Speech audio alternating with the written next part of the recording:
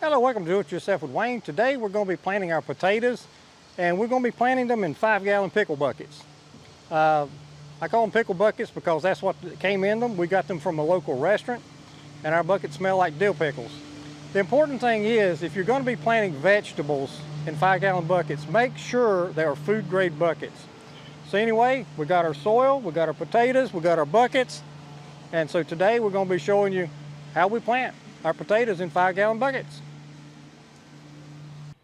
At this point, we've got our bucket set out, and I'm working out here in my driveway, so I didn't want all the shavings from drilling holes in the bucket to end up in my driveway, so I put a piece of landscape fabric under them. We'll be using that in the bottom of our bucket shortly, but for now it'll catch our shavings from drilling holes in the buckets. And we're just going to drill a bunch of holes around here.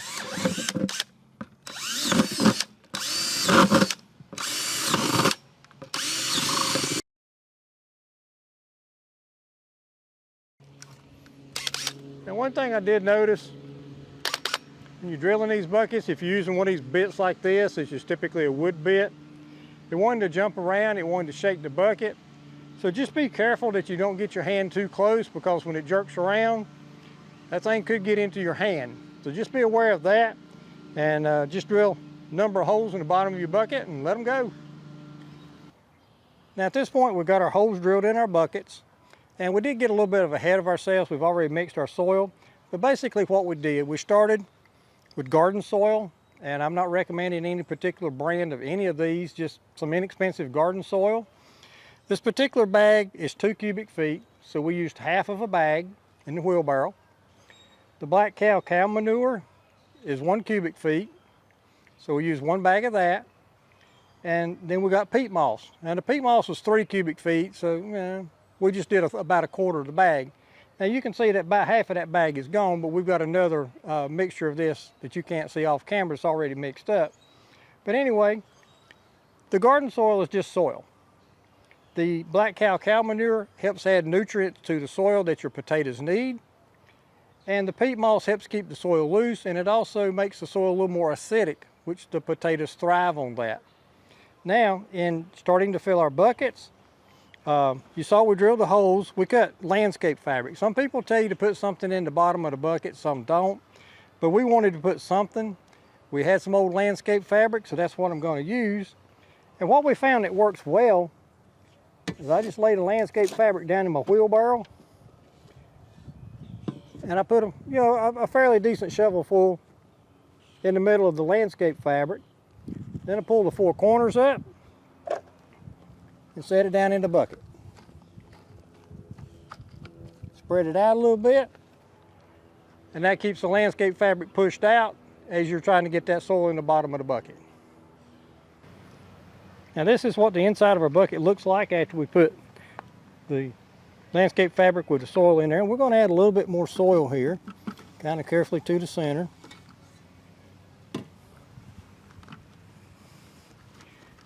Going to keep it inside the landscape fabric as much as we can. Just push it out like so. And then we're going to plant our potatoes. Always plant your potatoes with the little eyes up. Just push them down in there a little bit.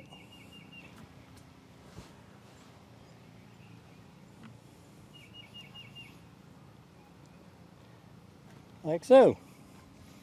Then finish filling your bucket up to about here. Now we're going to do that.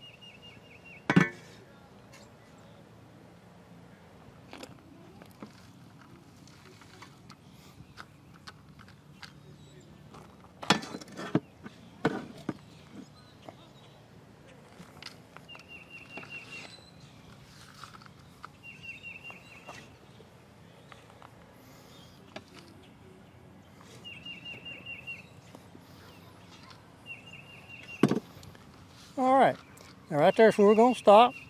Well, about the length of my fingers, maybe a little more from the top of the bucket. And that's where we're going to stop, right there like that. Now we're ready to finish up our planting our potatoes. And I'd like to point out our rack here for putting our potatoes on. We call it a tater table. And I'd like to give a shout out to Hollis and Nancy's Homestead. they got a channel as well. And that's where I got that term, Tater Table. So that's from them. I don't want to steal the name that maybe they came up with, but basically we got something up off the ground. The buckets will sit on top of it. And one of the advantages of having your buckets up is you don't have as much problem with insects getting into your potatoes. And also, when we set the buckets on there,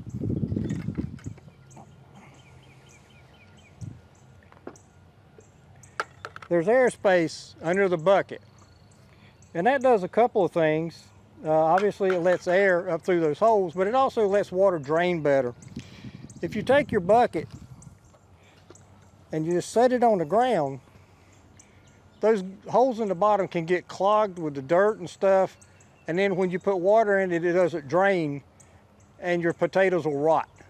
You need to have your bucket up off the ground so those drain holes don't get clogged and allow them to drain well. So there we go. There's our 5 buckets.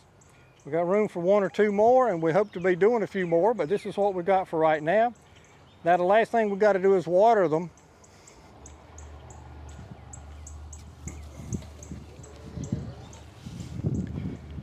And we'll water these really good.